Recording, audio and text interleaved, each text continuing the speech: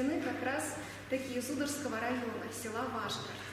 И здесь в течение этого года у нас будет цикл публичных лекций, и мы начинаем этот цикл с очень интересной лекции, которую для вас проведет Виктория Владимировна Власова, кандидат исторических наук, старший научный сотрудник сектора этнографии Института языка, литературы и истории нашего Коми-научного центра.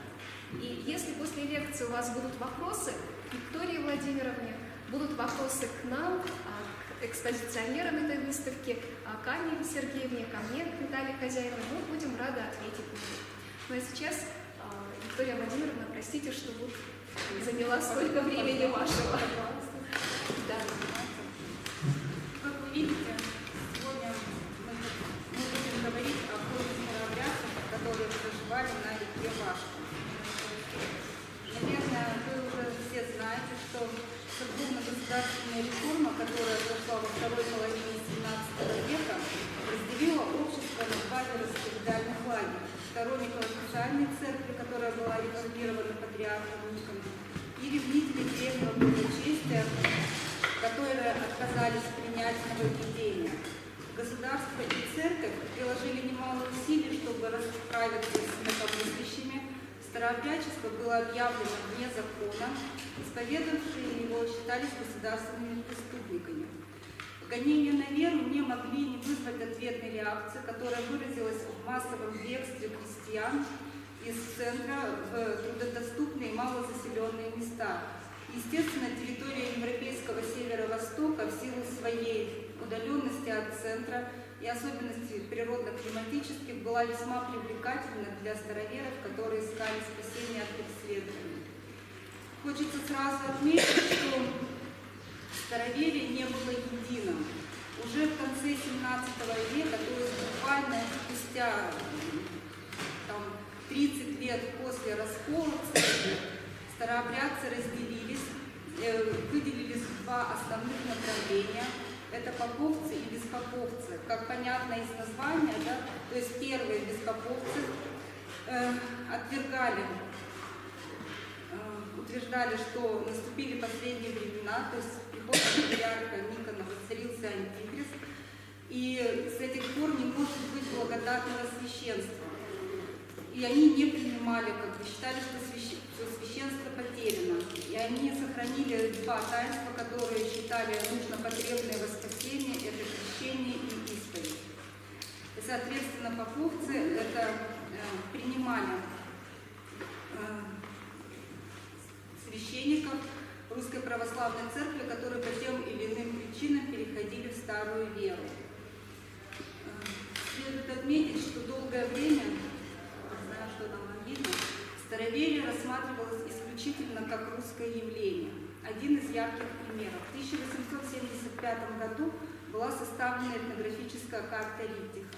На этой карте населенные пункты, расположенные на Верхней Вычегде и Верхней Печоре, где проживало население, были обозначены как русские. На эту ошибку карты указал Калистрат Фалалеевич Жаков, который предположил, что эта ошибка была допущена в связи с тем, что население было староверческое, и исследователи, те, кто занимался составлением карты, даже не могли подумать о том, что староверами могут быть не русские, а азеряне.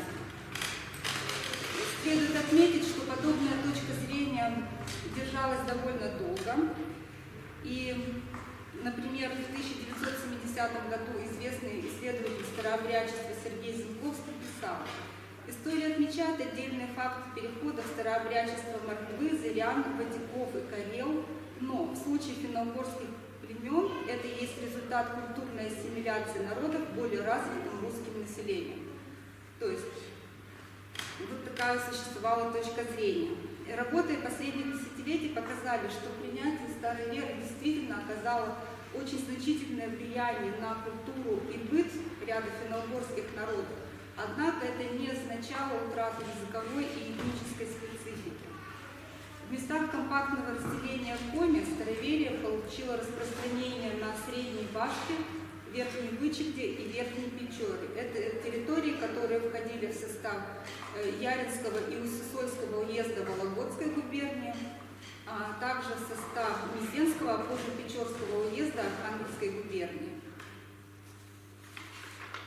Сегодня мы будем говорить о старообрядцах, которые проживали на реке Вашке.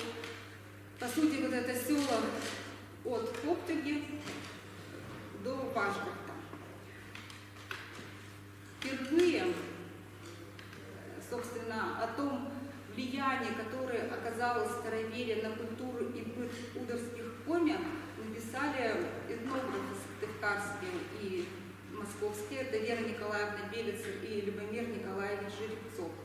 Вы, наверное, видели его монографию «Хозяйство, культура и быт удорских коми» в 18-м, начале 20 века. Здесь отмечалась культурная специфика удорских населения Средней Вашки, которая была порождена староверием.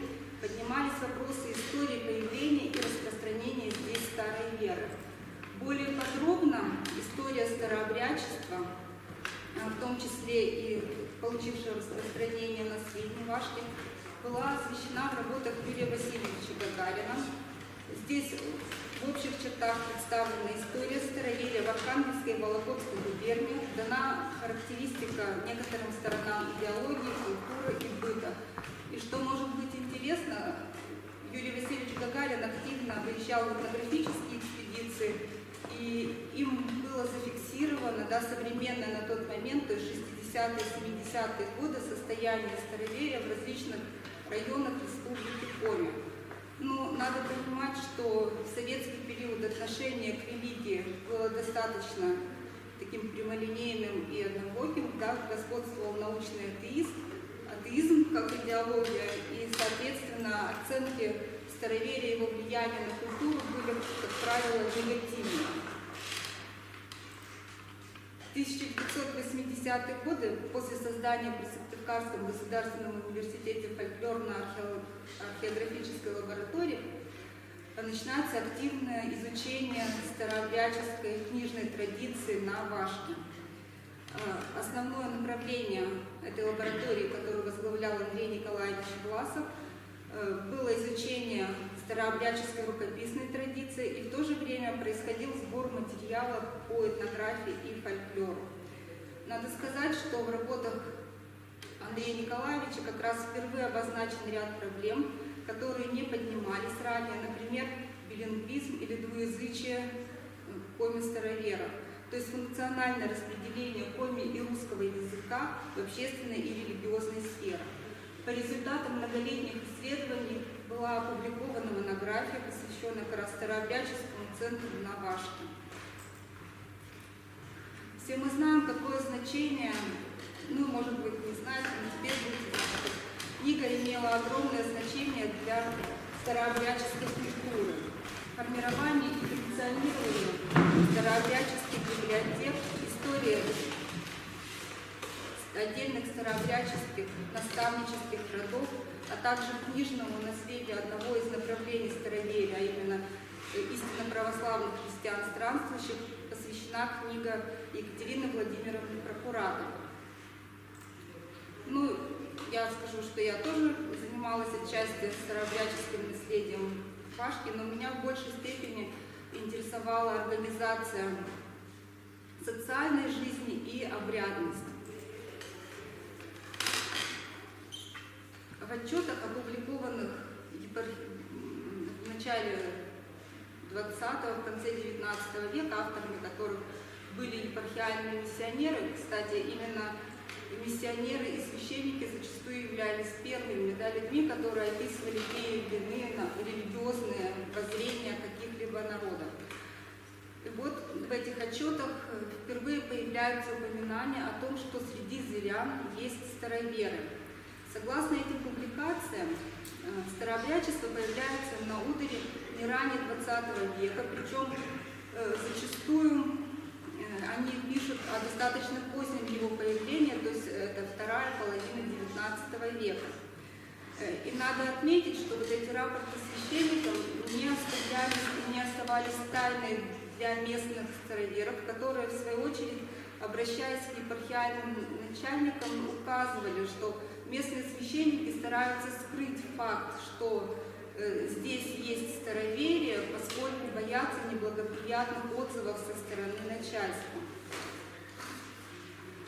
В результате исследований, которые проводились с конца 1960-х годов этнографами и историками и археографами, была выявлена наиболее вероятная дата появления староверия на Средней Вашке. Это вторая половина XVIII века. Согласно архивным документам, на Средней Вашке получили распространение следующие беспосковские старообрядческие толки или согласия. Это Приморская, Филипповская и истинно православные христиане странствующие. Эти согласия имели определенное различие в богослужебной практике. Например, поморцы, они, как и филипповцы, допускали, что таинства, такие как крещение и исповедь, но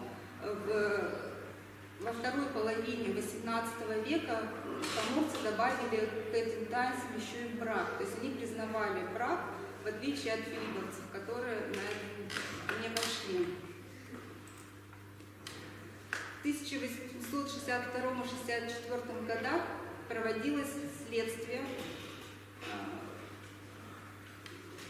в связи с тем, что среди жителей нескольких башкирских деревень, таких как Башгород, Выльгород, Ускула, Черки, Острова, Кучка, Мамутыга, Верхозерье и Чупрова, здесь у вас это что-то значит, были обнаружены старообрядцы. Как я уже упоминала, да, уклонение в раскол было преступлением. И здесь что грозило такому человеку? Это увещевание. Да, либо его увещевал священник, если это не помогало, его могли направить в духовную консисторию, чтобы там с ним поговорили и каким-то образом уговорили его вернуться в лоно православной церкви. Но если человека относили к такому типу, что он совращал раскол, он проповедовал, да, старообрядческое учение, за это уже следовало уголовное наказание и ссылка. И как раз в ходе следствия, которое проводилось в 1862-64 году, практически во всех деревнях, расположенных на Средней Вашке, были обнаружены староверы. В Вашгородском и Чупровском приходах, по сведениям миссионеров, с конца XIX века старообрядцы составляли большинство. Однако данные, которые предоставлялись в Вологодскую консисторию, свидетельствуют совершенно об обратном. То есть, как правило, речь шла в отчетах, что более половины населения, да, придерживается раскола. Однако по цифрам, если вот вы видите, это совершенно не соответствовало действительности. То есть тут получается менее 10%, да, процентов, что никак не могло соответствовать половине населения. При этом в 1912 году пристав второго стана Яринского уезда представляет рапорт, в котором указывает, что численность староверов в приходах в Вашгородском и Чупровском составляет 1700 человек при общей численности населения до 3900 человек. То есть это как раз-таки примерно половина и выходит. Что мы видим? Что существует несоответствие статистических сведений, касающихся староверов, которые поставлялись официальным властям. И причем вот такая ситуация, она была характерна для всех регионов России. Это объясняется тем, что вопросами, связанными со старообрядчеством, занимались и с учетом статистических сведений, занимались разные ведомства. Во-первых, это духовная консистория, во-вторых, это администрация губернаторов, и в-третьих, полиция. Что, естественно, приводило к тому, что цифры были разные. Кроме того, секретность, которая сопровождала все дела, касающиеся староверов, неизбежно, да, порождала возможность подтасовывать данные. Согласно архивным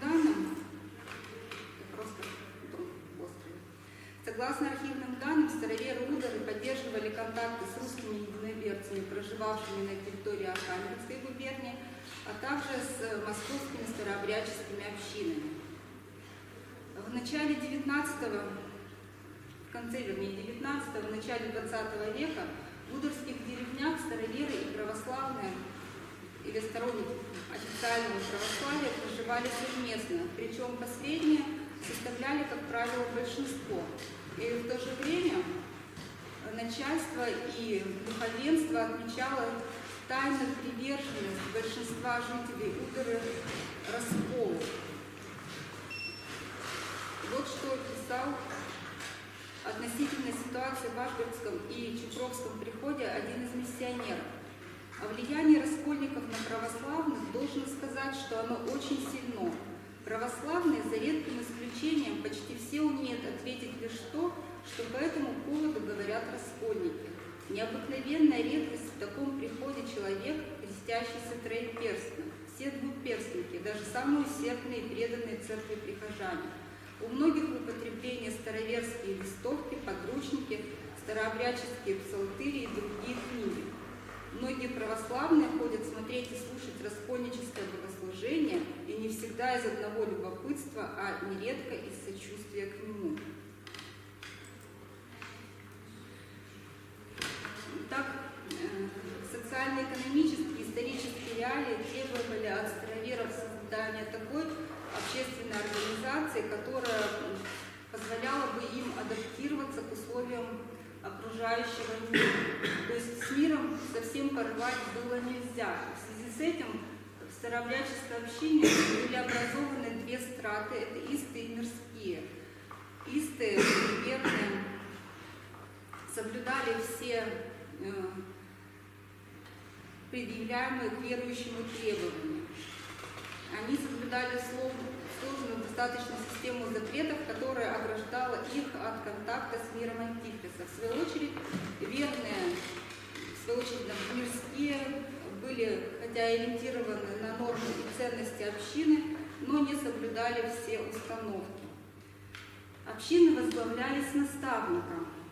Роль наставника в старообрядческих общинах Удары была столь велика, что свою принадлежность к согласию указывали, называя его фамилию, например, Бозовы, Рахмановы, Сазоновы и Южины. К началу 20 века большинство ударских староверов признало над собой главенство старца уже к тому времени Михаила Петровича Бозова. Он был состоятельным торговцем в селе Вашгород и, как пишут о нем, держал местный раскол не только силой своего нравственного авторитета, но и своим капиталом. После его смерти в 1905 году среди наставников ударских общин начинаются разногласия, и вот сам этот процесс, да, то есть демонстрирует, насколько важна была личность наставника. То есть личный авторитет, если его личный авторитет не вызывал сомнений, он служил для верующих примером, да, человеком, который страдал за веру и был в этой вере авторитетом, то и отношение было совершенно иным. Наиболее важным инструментом самоорганизации старообрядческих общин, по мнению исследователей, являлся собор, в котором принимали участие представители всех страт. Именно на соборах обсуждались важнейшие вопросы, как религиозные, так и бытовые. То есть в соборе принимали участие не только наставники, да, но и представители общин, и мирские, и истые.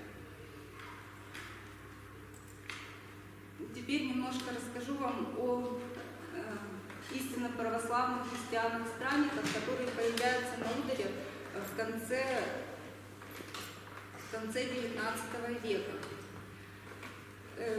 Истинно православные христиане, странники, бегуны, скрытники, или, как называли их на Ударе, крыши, представляют такое радикальное течение в старообрядчестве, которое появилось во второй половине XVIII века. И в центре вероучения странников была, как видно из названия, идея побега из мира антихриста. То есть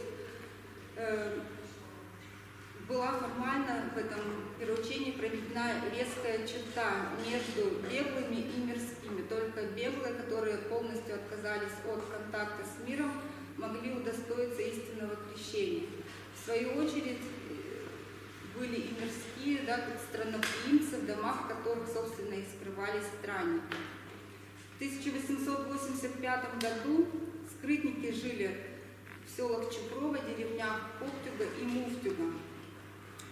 Но надо сказать, что власти всегда с большим подозрением относились к представителям данного религиозного течения. После того, как полиция узнала о том, что сторонники этого вероучения появились на Средней Вашке, были проведены обыски, аресты, и часть из скрытников покинула Чупровский приход, часть жила в домах тайно, ничем себя не проявляя. Более активную деятельность странники начали в 1909 году с появлением такого наставника Прохора Ильина, который сам происходил из деревни Муфтюга. В этот период службы странников стали проводить чуть ли не открыто. Вообще стоит отметить, что вот именно идея в уходе из мира, бегстве из мира Антихриста становится популярной очень в старообрядческой среде в какие-то переломные моменты. Да? То есть это достаточно сложное время, начало века, 1905-1909 годы. Вновь огромную популярность эти идеи приобретают в период форсированного развертывания коллективизации, когда антиколхозное настроение в ряде регионов облекаются в религиозную форму. Именно это происходит на Ударе. И как раз таки идеи скрытников о втором пришествии Антихриста, близящемся конце света и необходимости бегства в леса становятся весьма популярны.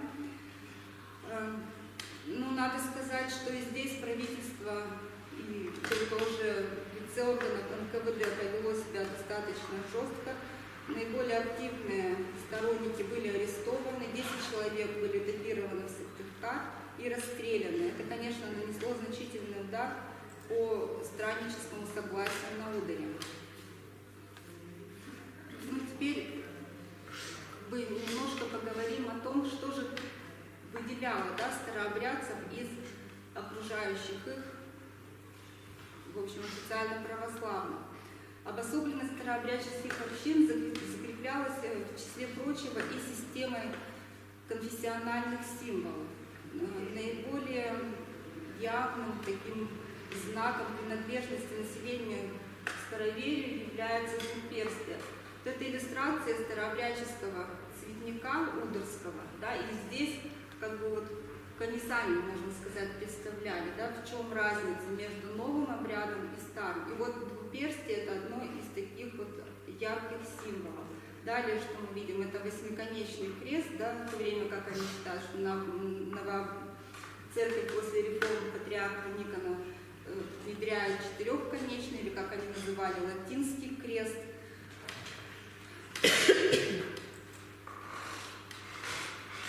Обязательным атрибутом верующего был нательный крест, перна. Несмотря на то, что сегодня, например, видим кресты самых разных форм в старообрядческой среде и на Ударе, долгое время сохранялось мужские и женские кресты, которые отличались по форме. Вот этот здесь представлен мужской крест.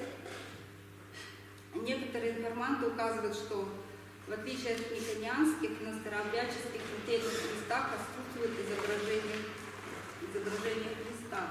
Вот здесь представлен еще фрагмент сарафана с пуговицами, да, или пугович, как их называют. Это тоже не случайно, поскольку в советский период, в общем-то, достать кресты было негде. Рассказывали, что вот эти пуговицы сарафанов срезались и их использовали как раз для того, чтобы отлить нательные кресты. Государство и официальная церковь традиционно вели достаточно активно противораскольническую, так она называлась, деятельность, частью которой было обязательно изъятие богослужебных книг, а также предметов, которые свидетельствовали об уклонении раскола. Вообще стоит отметить, что книга являлась непреложной основой всего комплекса религиозных и социально-культурных явлений в системе христианской культуры. И старообрядчество сохранило древнюю дониконовскую книгу как основу своей веры и культуры. Вообще, мне кажется, это, наверное, возможно, тема какой-то отдельной лекции о роли старообрядческой культуры. Но кроме книги, да, были и предметы, которые были приняты к поклонению именно старообрядцам. Например, и эти предметы изымались у них в ходе следствия наряду с книгами. Например, в 1872 году у вардовских крестьян Бузовых было изъято 8 книг, 7 холщовых подколенников, кожаные порванные четки, медно-отливные иконы и кресты, 17 штук. Как раз на слайде, если вы видите, представлены медные иконы, которые были зафиксированы, да, на средней важке. Вообще, с момента 1722-23 годах российским правительством издаются указы о воспрещении употреблять в церковных и частных домах резные и отливные иконы.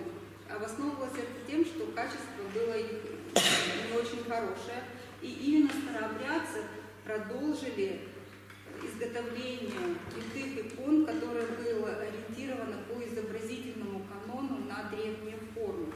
И для Коми, староверов Удары, литые образа являются одним из таких значимых символов принадлежности к староверию. Они стали неотъемлемой частью повседневной жизни, то есть вот они стоят в божницах, да, у многих. И кроме того, они являются обязательным атрибутом многих обрядов, в частности крещения и погребальных обрядов погребально-поминального цикла.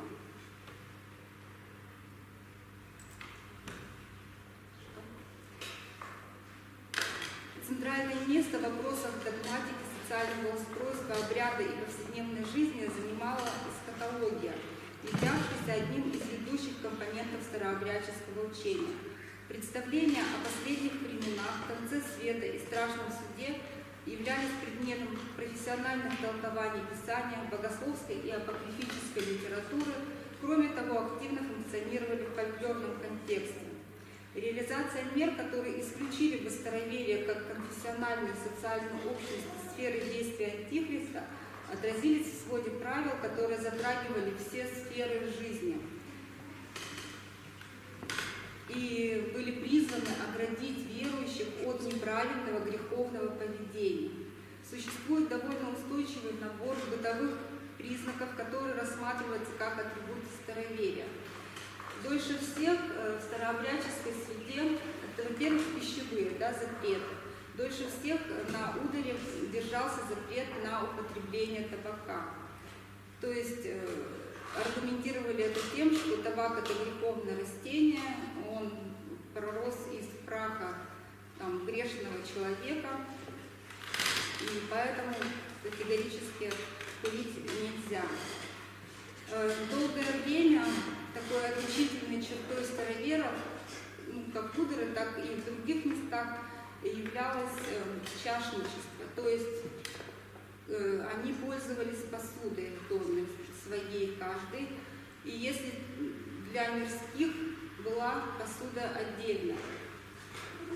Вообще, как вы видите, книга регламентировала и определенное поведение. Вот здесь представлены иллюстрации, опять же, из ударского цветника о том, как должны вести себя за столом. Да? То есть вот если люди за столом сидят и едят в молчании, то с ними находятся ангелы.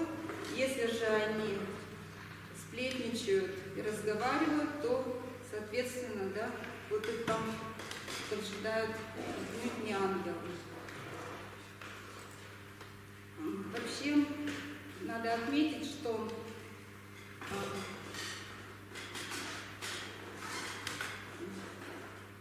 эсхатология, да, есть большая и малая, то есть представление о том, о конце света и конце времен, и в то же время о конце жизни человека и о его загробном существовании. И погребально-поминальная обрядность является наиболее консервативной, как и сами представления о смерти, о связи живых и умерших. Соблюдение всех ритуальных действий, важных для судьбы души в загробном мире, является долгом и моральной обязанностью живых по отношению к умершим. Система поминовения была выработана православной церковью как способ помощи представителям двух миров, всего мира и мира Горнего, в их духовных переходах к лучшему состоянию до второго пришествия Спасителя. Вообще, обязательным такой специфической чертой, которая выделяет именно удерских староверов на фоне остальных, это проведение обязательно служб.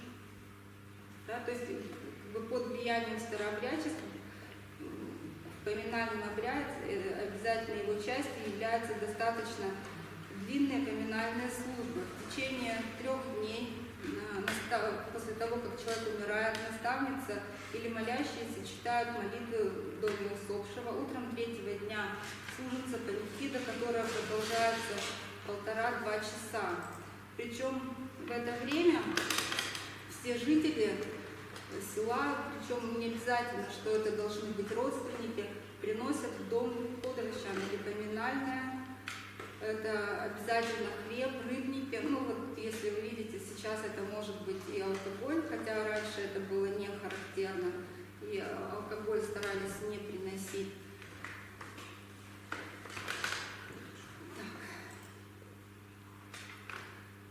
Причем службы, да, такие чтения молитв проходят на всех этапах погребального обряда. Вот вы можете увидеть, что святая икона сопровождает человека в течение всей его жизни. То есть вот она у него стоит в божнице. Святые иконы могли давать в качестве благословения при выходе дочери замуж, при уходе сына в армию. И вот, да, эта святая икона стоит теперь уже на кресте, когда человека погребают. Но надо сказать, что вот сейчас это в такой форме проходит. В особенности старообрядческих кладбищ, это то, что на могилах устраиваются домовины.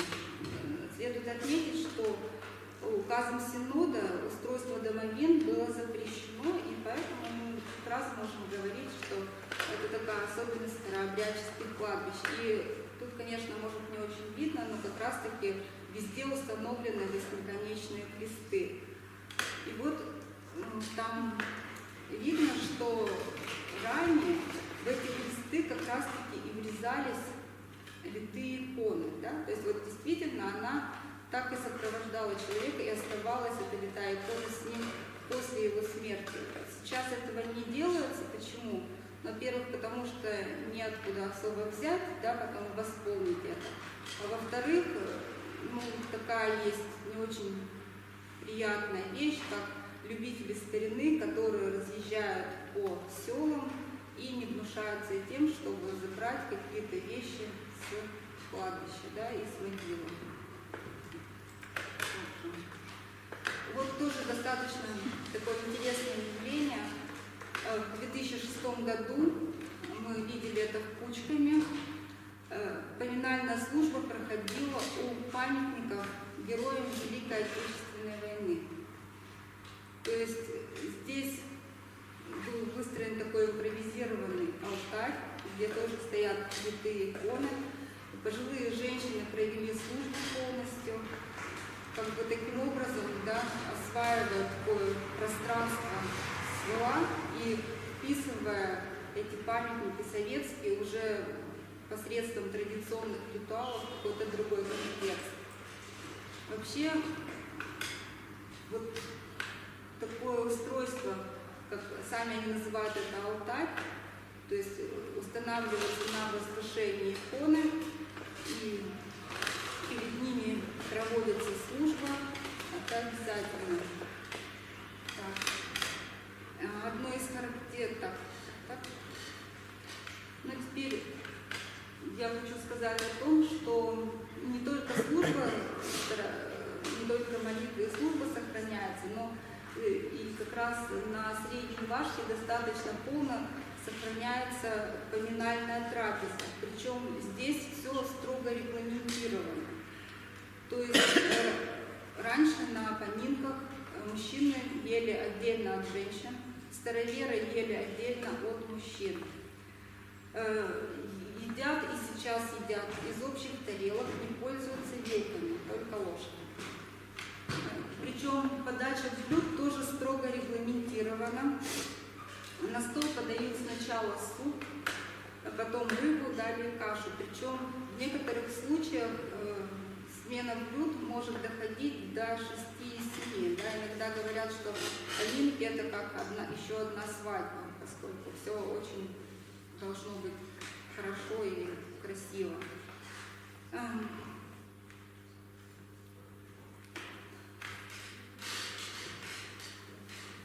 В конце трапезы подают в отдельных тарелках кашу и молоко и сусло, которое называется сюла, вот оно там такое черненькое. Раньше, поскольку сейчас его не варят, то используют покупную патоку или делают напиток из черемухи. Последним блюдом поминальной трапезы является кисель, который называется разгона, да, то есть это и означает, что все закончилось и пора бы к дорогим гостям уходить. И тут, наверное, мы тоже закончим, да, на этой замечательной ноте. И, может быть, у вас есть какие-то вопросы? У вас есть просто очень хороший шанс задать все вопросы, которые у вас накопились. Если вы не Вот вся служба у нас проводилась на русском? Нет, все службы проводились на русском, даже не на русском, а по книгам, да, по старославянским книгам. А можно спросить? Да. А вот эти как цветник, да, Да, цветник. это получается, они сами их рисовали, перерисовывали и писали тоже Да, на старославянском? да. Это сборники регламентирующего характера, да, то есть, как вы видели, они же прекрасно иллюстрированы. То есть, в принципе, даже человек, если не мог читать, он так это иллюстрациями мог отлично впечатлиться. А много таких кладов осталось? В каждой деревне на ваше наследие, начиная. Вот там было Выльгородское, да? Да, это было Выльгородское кладбище. Это Удорское. В Выльгороде есть не только здесь, но и на Удоре есть Выльгород. Нет, просто Выльгород рядом, а Какой просто Выльгород? там же было вроде подписано уже. Выльгород это Вот это Удорское. не говорят. Да. В каждом, ваш город может есть не в каждом районе, а вот Выльгород это есть много где. Нет, это не здесь. Есть еще вопросы? А Тогда у меня современная есть. статистика есть какая-то по старообрядцам на Средней Вашке? Современная статистика. Статистики, конечно же, нет, но поскольку я сама там работала, я могу сказать, что эта традиция постепенно, в общем-то, так затухает, да, если можно сказать. Хотя тот же Юрий Васильевич Гагарин, который работал там в 60-е, 70-е годы, говорил ровно то же самое, да, что это вот уже такая умирающая традиция, все пропало, еще немного, и никаких старообрядцев там не останется. Вот и я, возможно, тоже так же глубоко не права, и, возможно, ситуация кардинально изменится. Но поскольку это сельские районы, да, то сейчас там и такая проблема, как отток массового населения. Может быть интересно то, что, например, старообрядцы, которые выходцы с Средней Вашки, стояли у истоков организации староверческой общины города Сыктывкара наряду с Исцеленным. То есть такие люди-то деятельные, но просто сейчас там остаются уже такие пожилые люди, да, и которые постепенно уходят. И там, в общем-то, можно говорить скорее о том, что та религиозная традиция, та обрядность, которая есть сегодня на Средней Вашке, она сформировалась в сильном очень влиянии староверия,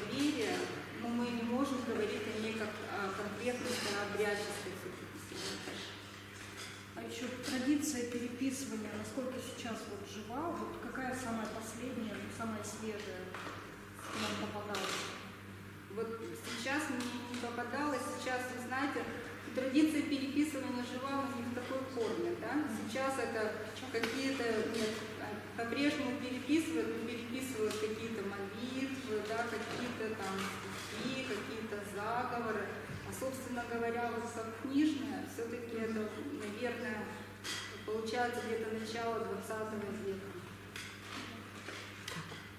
Можно я задам? У меня много вопросов. Давайте. Значит, первый вопрос, связанный с тем, там достаточно много сел и деревень. Есть ли у них церковь официальная? И как они относятся? Нет, и раньше, и сегодня существует ли? Ну, раньше, да, естественно, поскольку это Вашгородский и Чупровский приходы, то и в Вашгороде, соответственно, и в Чупрово была официальная церковь. А часовни? Часовни были Пучками, ну, точно я знаю. По остальным достаточно сложно мне сориентироваться. А точно была часовня в Коптюге. Причем в Коптюге первоначально была там церковь, потом, поскольку церковь открылась в Чупрово, там стала такой часовня. Как взаимодействовали официальная церковь и старообрядцы? Были ли какие-то конфликты между ними? Конфликты были постоянно. Постоянно были конфликты, как только начинали, там вплоть до того, что, например, когда уже более лояльно стали после 1905 года, да, относиться к старообрядцам, те же старообрядческие наставники писали жалобы на священников, которые решали там, погребать по обряду, там, совершали над староверами там, венчание, еще что-то. Да? То есть достаточно было все проблематично. Были ли кладбища едины или все-таки они разделялись? Если официальная приверженность... Да, я поняла, да, вопрос. Ну, вот судя по тем архивным данным, которые есть, например, священник пишет, что у нас кладбище для раскольников отдельно. Да? В то же время старообрядцы пишут, у нас нет отдельного кладбища, мы вот вынуждены просить священника, чтобы он нас пустил на приходское кладбище. То есть я думаю, что были какие-то... Ну вот я была в 2009 году, кладбища одни, и можно понять, что это вот официальная церковь, приверженность, а это старообрядцы, прямо на одном кладбище, Да? и в непосредственной близости. Но это сейчас, это такие уже современные, я предполагаю, Да. кладбища? Да? Ну, сейчас там достаточно сложная ситуация, поскольку миссионерская деятельность Русской Православной Церкви ведется достаточно активно, да? И там сейчас есть священники, которые, я думаю, активно внедряют в массы как раз-таки Есть ли сведения, в каком году стали памятники погибшим в годы Великой Отечественной войны включать в свой ареал старообрядцев? Ну, Вот в 2006 году, да, они мне рассказали, что как раз за 2 года до этого впервые была проведена служба. Но уже в 1999 году, когда мы там были, одна из местных староверов установила там крест, поскольку она считала, что вот этот памятник, и поминать этих людей нельзя, если нет креста. Ей был установлен деревянный крест, который позже был заменен на металлический. То есть вот как бы эти памятники советские потихоньку начинали включать именно вот такую традиционную, да, систему. Как-то объясняет, вообще это очень интересный момент, связанный с тем, как они захватывают территорию, потому что это на самом деле освещает свою территорию. Ну, я бы не сказала, что есть какое-то конкретное объяснение, да, то есть они говорят, что вот необходимо помянуть вот этих всех людей. То есть если для нас, например, в городе живущих, да, вот памятник, это все-таки какие-то фамилии, большинство этих людей мы не знаем, да? То есть здесь эти люди очень конкретные, да, это чей-то отец, это чей-то дедушка, да, это не просто какие-то вот посторонние, да, это вот твои родственники, и ты приходишь сюда их помянуть. Такой вариант. Крест, он рядом стоит или как-то... А вот не видно, да. Нет, Крест стоит рядом, но не самим памятником, а вот эти пластины, где написаны имена погибших, вот он так стоит рядышком как раз с этим. Как бы начинается крест, стоит и вот эти пластины. то есть как бы доминанта все-таки крест. Нет, он не является доминантом, он достаточно сейчас, по крайней мере, вот в 99-м году это был такой основательный деревянный крест, но поскольку крест был деревянный, да, видимо, век его короток, и он сейчас заменен на такой достаточно современный металлический небольшой крест. Кресты восьмиконечные, Да. деревянные, все характерные черты, которые необходимы для кладбища, там все повторено. Нет, сейчас в металлическом уже Не, врач деревянный. Да, Абсолютно да. всё. Было похоже весьма, но просто вот по моим впечатлениям он был достаточно высокий. К сожалению, тогда не догадались, что надо бы это все зафиксировать на фотопленку. Спасибо. Есть вопросы? А почему не на вилке? Почему только вот? Ну, это чисто такие фольклорные всякие варианты уже текстов были зафиксированы, что вот будешь ты вилкой пользоваться, в том свете тебя черти будут вилами, да, тыкать. Но тут, скорее всего, это следование, да, то есть если мы говорим о том, что староверие появляется во второй половине 17 века, на ту пору, вы догадываетесь, вилок-то не было, да, и, соответственно, они же берегли не только старую веру, но и вообще дедовскую старину, стараясь максимально полно воспроизвести, да, и сохраняя какие-то традиции, в общем-то, которые были не связаны с обрядом, да, именно были связаны с бытом. Если, например, человек уходил из раскольничьей веры, его все больше изгоняли как-то. Нет. Тут была такая достаточно сложная система правил и система нарушения правил, да? Поскольку вы понимаете, что невозможно соблюсти все и полностью ограничить себя от контактов с миром, да? Если ты замерщился, это так называлось, да, вышел ты в мир, то при желании ты мог снова стать старовером или вот верным, да? Достаточно было соблюсти там 40-дневный пост, исповедаться, ты как бы очищался от греха. Но если, конечно, ты не перекрещивался, да, в другую веру, то есть ты не внял, например, увещевание священника и сказал, что да, я больше не старовер, я перехожу в официальное православие, перекрестите меня. То здесь, конечно, уже совершенно другое отношение. Ну, то есть правда не было православных, переходивших в православие и вот из раскольничества? Ну, я не могу вам сказать, что не было. Я думаю, такое вообще-то не практиковалось. Поскольку это сельское сообщество, и там, понимаете, каждый человек друг друга знает, да? Мало того, что друг друга, так и всю твою родню 10-го колена, и все, что у тебя есть. И как раз-таки сельская община имела огромный авторитет, да, и община верующих. И очень сложно вот было там такие вещи, я думаю, проделать.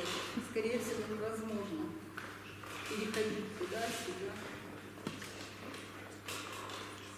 Есть еще вопросы? Спасибо большое. Очень познавательно.